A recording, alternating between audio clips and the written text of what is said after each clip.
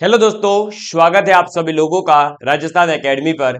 मैं प्रवीण सिंह आप सभी लोगों के साथ में, जैसा कि आप सभी लोग जानते हैं, लगातार मैथमेटिक्स की क्लासेस लेकर के आ रहा हूं। और ये मैथमेटिक्स की क्लासेस चलाई जा रही है शून्य से शिखर बैच के लिए। आप सभी लोगों को जैसा कि बताया गया है कि हम आप लोगों के साथ में कंप्लीट मैथमेटिक्स पढ़ने वाले हैं यूट्यूब के ऊपर। और यह मैथमेटिक्स की क्लासेस उन सभी विद्यार्थियों के लिए इंपॉर्टेंट है जो पशु परिचर, एलडीसी, छात्रावास अधीक्षक या इसके अलावा किसी भी प्रकार का एग्जाम दे रहे हो। यदि आपके एग्जाम में गणित विषय है तो आपको ये क्लासेस बहुत ज्यादा बेनिफिट देगी। हम बात कर रहे थे अनुपात समानुपात टॉपिक की, यानी रेशियो एंड प्रोपोर्शन टॉपिक की। यह क्लास रेगुलर 7 बजे होती है। आप 7 बजे ज्वाइन होकर के अपनी मैथमेटिक्स को अच्छी बना सकते हैं। और हम यहाँ पर भरपूर प्रैक्टिस करने वाले हैं, क्योंकि केवल टॉपिक सुन लेने से, समझ लेने से कुछ नहीं होता, उसकी प्रैक्टिस करना भी जरूरी है। तो हम यहाँ पर आज 5वें लेक्चर के अंदर भी प्रैक्टिस करने वाले हैं। आज का पहला क्वेश्चन आप सभी लोगों के लिए है कि यदि ए बी सी का अनुपात 1, 2 और 3 है, ठीक है, ए बी सी का अनुपात कितना है, 1, 2 और 3, तो आपको बताना है कि under root 3a² plus B square plus C square का मान क्या होगा। ठीक है, देखिए, अब जैसा कि आप लोगों को मैंने पहले ही बता दिया था कि अब आपको जो है इस टाइप के क्वेश्चन में हर बार ये नहीं करना है कि आप जो है इस अनुपात को संख्या में बदले और फिर यहां मान पुट करें। आप क्या करेंगे, सीधे सीधे से जो है ए बी सी का मान यही मान लेंगे। क्या, जो अनुपात है, ए का मान 1, बी का मान 2 और सी का मान 3। क्लियर। फिर ये जो ए बी सी का मान आया है इसी को पुट कर देंगे तो क्या हो जाएगा, 3, ए की वैल्यू 1 का स्क्वायर प्लस बी स्क्वायर यानी 2 का स्क्वायर प्लस 2 सी यानी 3 का स्क्वायर। क्लियर। जैसे ही आप इसको अब सॉल्व करेंगे तो क्या हो जाएगा, 3 इंटू 1 का स्क्वायर, 1 का स्क्वायर 1 ही होता है, तो ये आ जाएगा 3 प्लस 2 का स्क्वायर 4 प्लस 3 का स्क्वायर 9 और 9 टू जा 18। क्लियर। अब देखिए, 3, 4 और 18 क्या हो जाएगा ये, तो ये जुड़ करके आ जाएगा 25। ठीक, और 25 से ये बाहर निकलेगा तो आ जाएगा 5। क्लियर। क्या आ जाएगा, 5 आ जाएगा आपके पास में। लेकिन क्या 5 इसका आंसर होगा, नहीं। आपको यहां पर जो है, आप 5 आंसर तो डायरेक्ट निकाल सकते हैं, लेकिन ऐसा नहीं है कि 5 ही आप उत्तर दे देंगे। आप इसके साथ में एक संख्या और अटैच कर देंगे और वो होगी एक्स। क्या होगी, एक्स या कोई भी जो भी कांस्टेंट दे रखा होगा वो कांस्टेंट ऐड करना जरूरी है। समझ में आ गई बात, क्योंकि हम डायरेक्ट अनुपातों को पुट नहीं कर सकते इसलिए। तो इसका मान हो जाएगा कितना, 5x, क्योंकि जब ये पूरा सॉल्व होगा तो आएगा 25x²। 25 का आ गया 5 और एक्स स्क्वायर का आ जाएगा x, तो ये हो जाएगा 5x। क्लियर। मुझे उम्मीद है कि आप इस क्वेश्चन को समझ गए होंगे। समझ गए। इसी प्रकार के क्वेश्चन आपसे छोटे छोटे पूछे जाते हैं। अभी तो अपन ने बड़े क्वेश्चन तो करे ही नहीं है, अभी तो अपन केवल थोड़ी थोड़ी सी चीजों को जान रहे हैं। अभी आयु पर बेस्ड क्वेश्चन, मिश्रण पर बेस्ड क्वेश्चन, इसके अलावा जो आपके वेतन का बंटवारा किया जाता है, वो सब अभी क्वेश्चन बाकी है। अभी तो सिर्फ बेसिक छोटी छोटी चीजें सीख रहे हैं अपन। बढ़ता हूं मैं नेक्स्ट क्वेश्चन की ओर। यदि आप लोगों को क्वेश्चन समझ में आ जाता है तो प्लीज अपने दोस्तों के साथ में इस वीडियो को शेयर जरूर किया करें। ये देखिए, अब एक और अच्छा सा क्वेश्चन अपने पास में। यदि 3a बराबर है 2b बराबर है 5c बराबर है 7d, तो आपको बताना है कि a plus B plus C plus D का न्यूनतम मान कितना होगा। क्या, न्यूनतम मान, a plus B plus C plus D का मिनिमम वैल्यू क्या होगा, ये आपसे पूछा जा रहा है। तो मिनिमम मान क्या होगा, उसके लिए आप क्या करेंगे, कुछ भी नहीं, जो नॉर्मल मेथड है उसी से इसको सॉल्व करेंगे। ठीक है। और देखिए, अब 3a बराबर है 2b बराबर है 5c बराबर है 7d। क्लियर। यहां से ए बी सी डी का अगर अपन अनुपात निकालें तो वो क्या आएगा, पहले तो वो देखिएगा। ए बी सी डी का जो अनुपात आएगा वो क्या आएगा, तो ए का जब अनुपात निकालना है तो ए को भूल जाएंगे और बचा हुआ बी सी और डी इसके गुणांकों का गुणा कर देंगे। तो ए को भूले तो 2×5 = 10, 10 × 7 70, ये आ गया ए का अनुपात। ऐसे ही बी का, तो इसको भूल जाइए, 15×7 = 105। फिर सी का, तो इसको भूल जाइए और ये हो जाएगा 14×3 = 42। और अब डी को भूल जाइए तो ये हो जाएगा 30। अब 30, 42, 105 और 70 अगर किसी से कटता है तो काट देंगे। देखिए 2 से कटेगा नहीं, 3 का भाग जाएगा नहीं, 4 का जाएगा नहीं, 5 का आपके जाएगा नहीं, 6 का चेक कर लीजिए एक बार, 6 का भाग जा रहा है क्या, नहीं जाएगा, 7 का नहीं जाएगा। तो ऐसा मान लेते हैं कि अपन किसी भी संख्या का भाग नहीं जा रहा है अब इसमें, ठीक है। देख लीजिए, वैसे भी इसमें किसी का भाग जाता हुआ अगर आपको दिख रहा हो तो बता दीजिएगा, ठीक है। अभी मैं ये मान रहा हूं कि इसमें किसी का भी भाग नहीं जा रहा। अब लेकिन ये पूछा गया है कि a + b + c + d का न्यूनतम मान बताइए। अब न्यूनतम जो मान होता है वो न्यूनतम मान तब होगा जब आपके a b c d इनका जो अनुपात है वही इनका मान हो जाए। क्योंकि देखिए, अगर आप इसको संख्या में बदलेंगे तो a का मान कितना आएगा, 70x आएगा, ठीक है। b का मान कितना आएगा, 105x आएगा। c का मान कितना आएगा, 42x आएगा। और d का मान कितना आएगा, 30x आएगा। अब आप ये भी जानते हो कि ये संख्या नेगेटिव में तो लेनी है नहीं, ठीक। अब अगर अपन को न्यूनतम संख्या लेनी है तो सीधी सी बात है, यहां पर जैसे बता दिया है कि एबीसीडी प्राकृत संख्या है। प्राकृत संख्या का मतलब हो गया कि इसमें जीरो भी नहीं हो सकता। इसका मतलब अभी जो ये x है इसका न्यूनतम से न्यूनतम मान अपन क्या ले सकते हैं, तो प्राकृत संख्या न्यूनतम से न्यूनतम क्या हो सकती है, 1 हो सकती है। कितनी हो सकती है, 1 हो सकती है। तो अपन यहां पर x बराबर जब 1 ले लेंगे, कितना, x बराबर 1 ले लेंगे, तब ए बी सी डी सभी का न्यूनतम मान होगा। और जब ए बी सी डी चारों की चारों संख्याओं का न्यूनतम मान होगा तो इनका जो योग होगा वो भी न्यूनतम ही आएगा।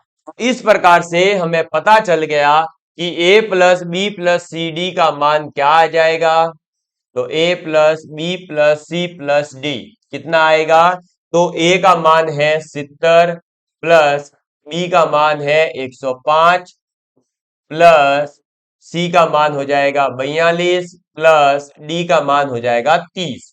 तो ये जुड़ करके कितना आ जाएगा, तो 175 और ये आ जाएगा 72। तो 175 प्लस 72 कितना हो जाएगा, ये हो जाएगा 7, 7 का 14, हासिल लगी 1, तो ये 247, 247 आपके पास में a + b + c d का न्यूनतम मान हो जाएगा।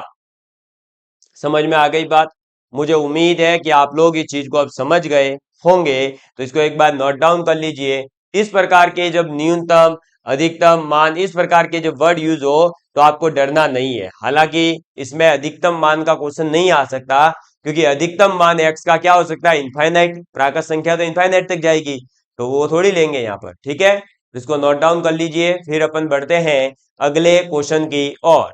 यदि आप लोग एलडीसी की प्रिपरेशन कर रहे हैं या छात्रावास अधीक्षक की प्रिपरेशन कर रहे हैं तो आप लोगों को बता दूं कि आपके लिए भी ये मैथमेटिक्स की क्लास तो इंपॉर्टेंट है ही, साथ ही साथ हमारे यूट्यूब चैनल पर साइंस की कंप्लीट प्लेलिस्ट अवेलेबल है, जिसे आप देख करके साइंस के बेहतरीन नोट्स प्रिपरेशन कर सकते हैं। आपको बहुत ही शानदार लेवल पर साइंस पढ़ाई जा रही है, जिसमें कि आपका 12th लेवल तक के कॉन्सेप्ट वहां बताए जा रहे हैं। साथ ही साथ आपको न्यूमेरिकल्स कैसे सॉल्व करने हैं वो भी बताए जा रहे हैं, ठीक है। चलिए बढ़ते हैं अगले क्वेश्चन की ओर। देखिए नेक्स्ट क्वेश्चन आया है अब थोड़ा सा ये थ्योरेटिकल है। देखिएगा क्या है कि a प्लस बी की जो आई है वो उसका अनुपात है 4:3। ठीक है, तो a और b दो लोग हैं जिनकी आय का अनुपात यानी उनकी जो तनख्वाह है उसका अनुपात कितना है, 4:3 है। और उनके खर्चे खर्चे यानी जो खर्च कर रहे हैं वो उसका अनुपात है 2:3। कितना है, 2:3।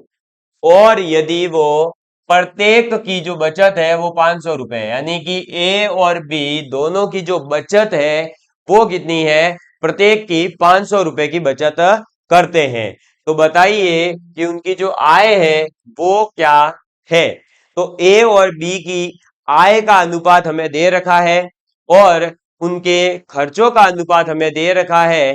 तो हमें निकालना है कि वो आय उनकी है कितनी, आखिर वो कमा कितना रहे हैं। ठीक है, देखिए अब इस क्वेश्चन के अंदर जो मैंने आपको एक पहले कॉन्सेप्ट बताया है उसी का यूज करना है। देखिए कैसे होगा ये।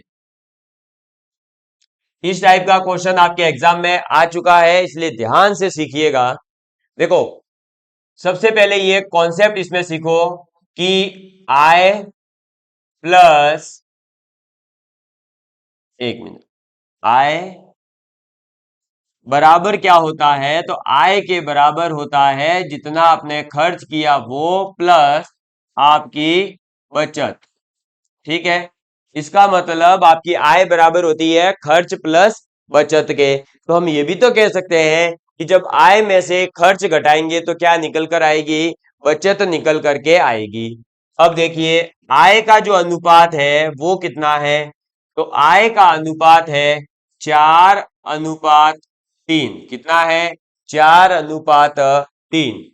और हमारे पास में खर्च का जो अनुपात है वो कितना है, तो खर्च का अनुपात है 2:3।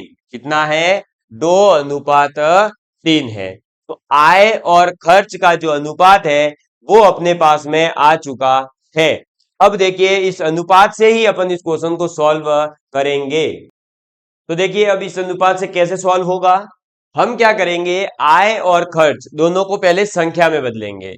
कैसे संख्या में बदलेंगे, तो 4 को लिखेंगे क्या, 4x, और इसको लिख देंगे 3x, यानी ए और बी की जो आय है वो 4x और 3x आ गई। फिर इनकी खर्च को लिख देंगे, खर्च हो जाएगा 2y और 3y। ठीक है, तो आय और खर्च जो है वो अपन ने लिख दिया है। अब मैंने ये फॉर्मूला बता दिया आपको, या कॉन्सेप्ट है कि आय हमेशा किसके बराबर होगी, खर्च और बचत के। इसका मतलब जो ए की आय है वो कितनी है, 4x। ठीक है, वो बराबर हो जाएगी किसके, उसके खर्च 2y प्लस उसकी जो बचत है 500 उसके। ऐसे ही जब बी की बात करेंगे तो आ जाएगा 3x बराबर 3y प्लस 500। ठीक है, अब इसको करेंगे अपन सॉल्व, तो क्या हो जाएगा, यहां से दो इक्वेशन है और दोनों इक्वेशन से अपन को क्या करना है, एक्स और वाई फाइंड आउट करना है। एक्स और वाई फाइंड आउट करना है तो अपन लिखेंगे 4x माइनस 2y बराबर, एक तो आ गया 500, इधर से जैसे ही दो कॉमन लिया तो ये बचेगा 2x माइनस वाई बराबर 250, जिसे अपन लिख सकते हैं y बराबर 2x माइनस का 250। ठीक है, ये इधर चला जाएगा और y इधर आ गया, तो y बराबर आ गया 2x माइनस 250। इस y के मान को इस दूसरी वाली इक्वेशन b के इक्वेशन में 3x प्लस 3x बराबर क्या दे रखा है हमें, 3 इंटू वाई का मान। y का मान कितना है, तो अपन ने निकाल लिया 2x माइनस 250 और प्लस में 500 तो चलेगा ही। इसको सॉल्व करेंगे तो आ जाएगा 3x इज इक्वल टू, अब इसका मल्टीप्लाई करिए तो 3 दूनी 6x माइनस ये हो जाएगा 750 प्लस 500। क्लियर, यहां से इसको इधर ले आएंगे और माइनस का 250 इधर आएगा तो ये बन गया 250 और इधर आ जाएगा 3 का x। x का वैल्यू निकल कर आएगा 250, 250/3। क्लियर, ये आया है अपने पास में x का मान निकल करके। अब x का मान आ चुका है, तो अब क्या करेंगे, इस x के मान को आय के अंदर गुणा कर देंगे। तो देखिए इनकी जो आय है वो क्या हो जाएगी, ए की आय क्या हो जाएगी, तो 4 से गुणा कर देंगे, तो 4 इंटू 250/3 यानी 1000/3। और बी की जो आय है वो हो जाएगी 250 रुपए। कितनी हो जाएगी, 250 रुपए। तो ए और बी की जो आय है वो निकल करके अपने पास आ चुकी है। अब हो सकता है किसी के दिमाग में आ रहा हो कि क्या सर हम इसी क्वेश्चन को ट्रिक से या कोई छोटे मेथड से कर सकते हैं या नहीं। तो देखिए ये जो क्वेश्चन है, इस क्वेश्चन को हमने खुद बनाया था और इसके अंदर जो आंकड़े हैं वो भी हमने खुद लिए हैं। इसलिए इसके अंदर एक प्रॉब्लम ये है ट्रिक लगाने के लिए, या आप भी देखो एग्जाम में ऐसा क्वेश्चन आ सकता है जहां आपको फंसाया जाए। तो ये जो क्वेश्चन है ये फंसाने वाला क्वेश्चन है। अगर आप इसमें ट्रिक लगाने जाओगे तो आप फंस जाओगे। इसलिए इस क्वेश्चन को तो बेसिक मेथड से ही करना पड़ेगा, पर एक ट्रिक जरूर होती है, वो भी मैं आगे आपको एक क्वेश्चन के अंदर अप्लाई करके बता रहा हूं, और उस ट्रिक को कब लगाना है वो भी मैं आपको बता दूंगा। एक बार आप इसको नोट कर लीजिए, ठीक है। इसमें अनुपात जो है इसके अंदर एक अगर चेंज किया जाता हल्का सा केवल, तो फिर अपन यहां ट्रिक लगा सकते थे। अभी इस क्वेश्चन को नोट करिए। सेम इसी टाइप का क्वेश्चन होगा, लेकिन उसको अपन जो है विद इन 1 मिनट के अंदर अंदर, मतलब 1 मिनट तो इसमें भी नहीं लगेगी, तो उसमें तो 30 सेकंड से भी कम में करेंगे। देखिए कैसे होगा वो। सबसे पहले आप जो है एक क्वेश्चन नोट करेंगे कि ए और बी की आय का अनुपात, ये मेरी तरफ से मैं करवा रहा हूं, देखिएगा कि ए व बी की आय का अनुपात। अब ए और बी की जो आय है उसका अनुपात अपन ले लेते हैं, मान लीजिए 3:4। कितना, 3:4। और उनके व्यय यानी कि खर्च का अनुपात, तो उनके खर्च का जो अनुपात है वो मान लीजिए है 2:3। कितना है, 2:3। तो आय का अनुपात आ गया 3:4 और व्यय का अनुपात आ गया 2:3। और उनकी जो बचत है प्रत्येक माह की, वो बचत है 700 रुपए। ठीक है, तो आय ज्ञात करो, ज्ञात करो। अब ये क्वेश्चन देखिएगा आप अभी कैसे ट्रिक से करेंगे। तो जैसे ही अपने पास में ये क्वेश्चन एग्जाम में दिखा, अब हमारे दिमाग में जो अपन ने पीछे पूरा एक बड़े मेथड से सॉल्व किया बेसिक से, वो ही आएगा।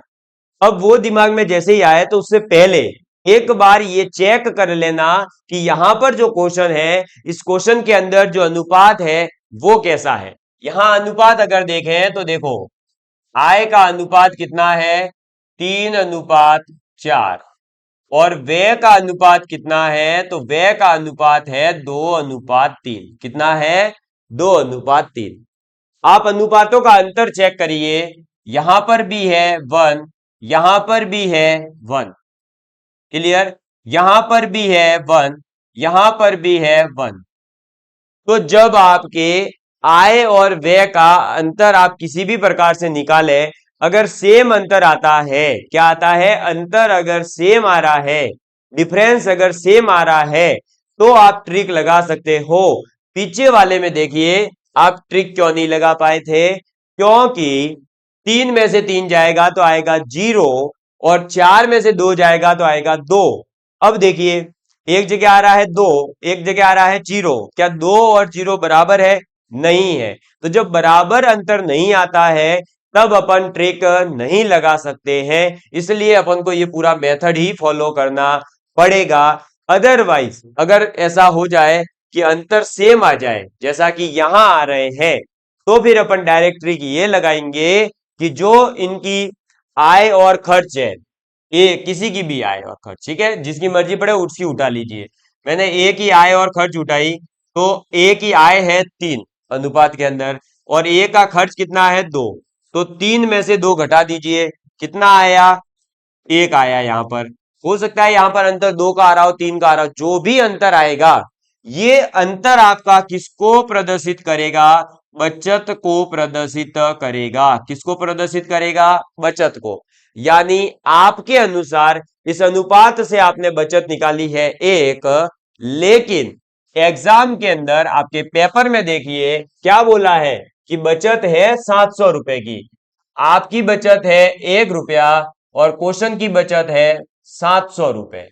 इसका मतलब क्या हुआ कि आपका एक क्वेश्चन के 700 के बराबर है।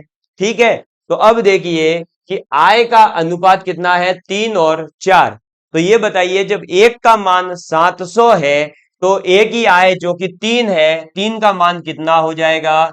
तो 3 इंटू 700 करेंगे और कितना आ जाएगा? 2100 आ जाएगा। क्लियर? ऐसे ही बी की जो आय है, देखो ये एक ही आय आई, बी की आय कितनी आ जाएगी? तो 4 से गुणा कर देंगे, किसका? 700 का, तो आ जाएगा 2800 रुपए। साथ ही साथ हो सकता है कि आय न पूछ करके पूछ ले वे वो खर्च कितना कर रहे हैं। तो एक खर्च कितना कर रहा है? तो एक खर्च का अनुपात था 2, यानी 2 का गुणा हो जाएगा 700 से, कितना आ जाएगा? तो 1400 आ जाएगा, 1400। ऐसे ही बी का खर्च पूछा जा सकता था। बी का खर्च है 3, तो 3 का गुणा हो जाएगा 700 से, कितना आ जाएगा? 2100 आ जाएगा। समझ में आ गई बात?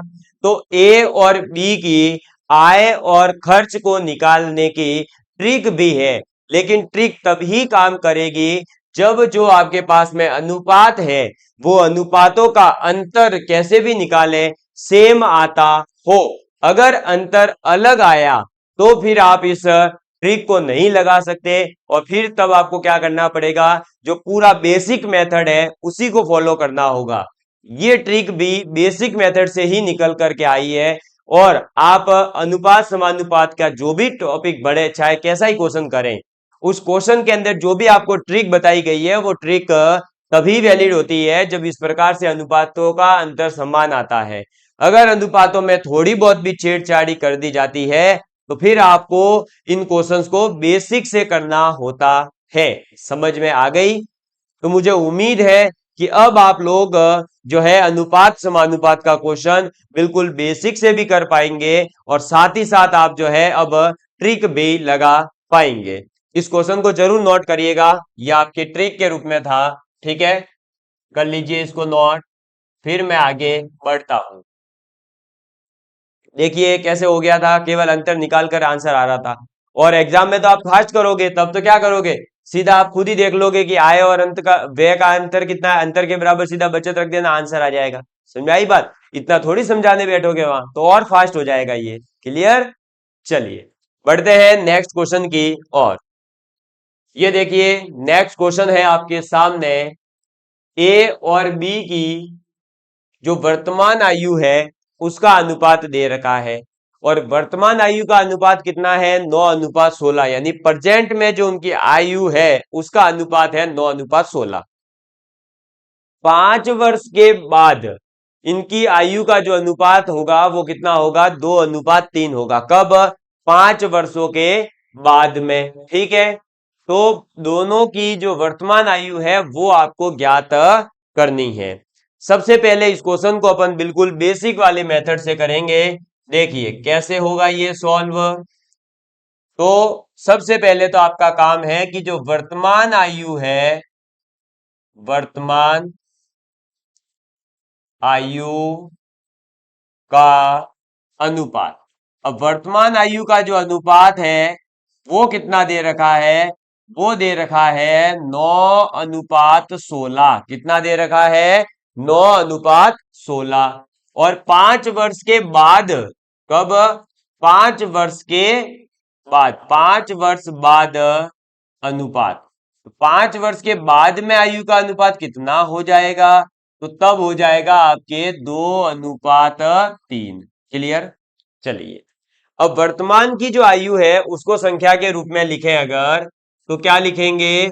तो उसे लिखेंगे 9x और 16x, सीधी सी बात है भाई। x ले लो, p ले लो, y ले लो, जो आपकी मर्जी पड़े वो कांस्टेंट ले लीजिए। तो वर्तमान आयु का जो संख्यात्मक मान होगा वो कितना होगा, 9x और 16x। 9x और 16x जो आया, अब इसके अंदर अगर जैसे 9x है, इसके अंदर जैसे ही मैं 5 जोड़ूंगा और 16x के अंदर जैसे ही मैं 5 जोड़ूंगा, भाई 5-5 वर्ष दोनों में जोड़ दिए ना, 5 वर्ष बाद यानी 5-5 वर्ष जोड़ दो। तो इन दोनों में जैसे ही 5-5 जोड़ा, तब अनुपात कितना हो जाएगा, तब अनुपात हो जाएगा 2/3। समझ में आ गई बात। अब जैसे ही 2/3 हुआ, अपन कर देंगे क्रॉस मल्टीप्लाई। क्लियर, क्या करेंगे, क्रॉस मल्टीप्लाई कर देंगे। 3 का गुणा कर देंगे ऊपर वाले से और 2 का गुणा कर देंगे नीचे से। देखिए अब क्या होगा, 3 का गुणा होगा तो 3 में 27x प्लस 3 का 5 से होगा तो 15 बराबर 2 का होगा तो आ जाएगा 32x प्लस 2 पंजे 10। क्लियर, समझ में आ गई बात। अब यहां पर x को अलग कर दीजिए और संख्याओं को अलग कर दीजिए, तो ये हो जाएगा 15 माइनस 10 बराबर 32 माइनस 27 इंटू एक्स, कॉमन आ जाएगा x बार। 15 माइनस 10 हो गया 5 और इधर भी आ जाएगा 5x, तो x बराबर आ गया अपने पास में 1। x बराबर कितना आ गया, 1 आ गया। अब 1 आ गया है, इसका मतलब सीधा सीधा सा यहां पर वर्तमान आयु जो है वो कितनी निकल कर आएगी, तो वर्तमान आयु, अब वर्तमान आयु कितनी निकल करके आ जाएगी, 9 और 16। क्लियर, तो ए और बी की जो वर्तमान आयु है वो कितनी निकल कर आ गई है, सीधे सीधे से x का मान 1 रख दीजिए तो 9 और 16 वर्ष निकल करके आ जाएगी। मुझे उम्मीद है कि आप लोग इस चीज को अब समझ गए होंगे कि किस प्रकार से अपन जो है आपको वर्तमान आयु, बाद का अनुपात, और अगर आपको वर्तमान आयु पूछी जाती है तो कैसे निकालते हैं। और हो सकता है इसमें यह भी पूछा जा सकता था कि वर्तमान आयु का योग कितना होगा, तो योग के लिए क्या करोगे, 9 और 16 को जोड़ दोगे, 9 और 16 होते हैं 25। समझ में आ गई बात। तो इस प्रकार के क्वेश्चन आपको एग्जाम में देखने को मिलेंगे। आप इस प्रकार से ऐसे क्वेश्चंस को सॉल्व कर सकते हो। क्लियर, तो आज आपने जो 2-3 नए कॉन्सेप्ट सीखे हैं उनको आप अप्लाई करिएगा, और मैं जो है अब अगली क्लास के अंदर और भी कॉन्सेप्ट लेकर के आऊंगा। धीरे धीरे अपन सभी टाइप के क्वेश्चन करेंगे, सिक्के वगैरह, चाहे मुझे 10, 15, 20 वीडियो बनानी पड़े एक ही टॉपिक पर, मुझे कोई टेंशन नहीं है। मैं बिल्कुल बेसिक से आपको पढ़ाने वाला हूं, ये फिक्स है। और हर एक टाइप का क्वेश्चन आपको करवाया जाएगा, मतलब करवाया जाएगा। अब धीरे धीरे आपको जो है अब थियोरिटिकल क्वेश्चन, जिसमें ऐसी पूरी थ्योरी लिखी हुई आती है, मिश्रण वगैरह, उनके क्वेश्चन भी मैं लेकर के आऊंगा। तो love you all of you, please take care, please share with your friends. जय हिंद, जय भारत।